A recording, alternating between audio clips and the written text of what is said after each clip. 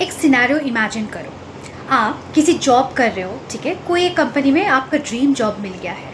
अब कुछ तो ऐसा होता है कि कंपनी आपको निकाल देता है या फिर बेंच कर देता है। बेंच मतलब आईटी सेक्टर वाले इस टर्म से बहुत ज़्यादा फेमिलियराइज होंगे।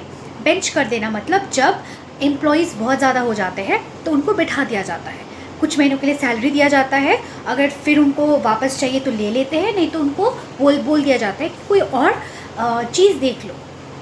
ठीक है, सपोज़ करो आप उस कंपनी के लिए आपने अपना सब कुछ दे दिया, ठीक है, आप शादी नहीं की ठीक से, आप हनीमून पे ठीक से नहीं गए, आपने कभी फैमिली फंक्शंस अटेंड नहीं किया। क्यों? क्योंकि आपको छुट्टियां नहीं मिली और कंपनी को ना आपको काम दिखाना था, तो आपने इतना कुछ इन्वेस्ट किया उस कंपनी के लिए, बट अल्टीमेटली क्या हुआ, उस कंपनी ने आपको निकाल दिया या फिर बेंच कर दिया, इनडायरेक्टली बोला कुछ और देख लो, है ना।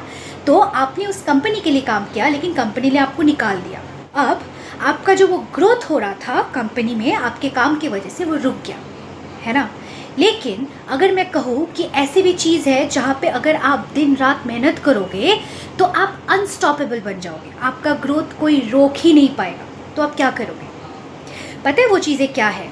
कुछ ऐसी चीज़ों पे काम करना जो आपसे कोई छीन ना सके, जैसे कि आपके कैरेक्टर पे काम करना, आपकी खुशियों पे काम करना, आपके माइंडसेट पे काम करना।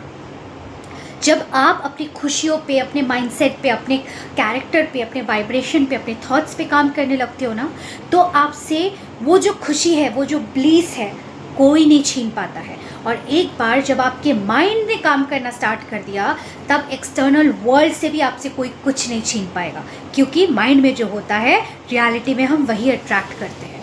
कहने का मतलब ये है कि rather than focusing on the 3D, start focusing on yourself. Start focusing on things that people will not be able to snatch from you, take away from you. समझे? करके देखो।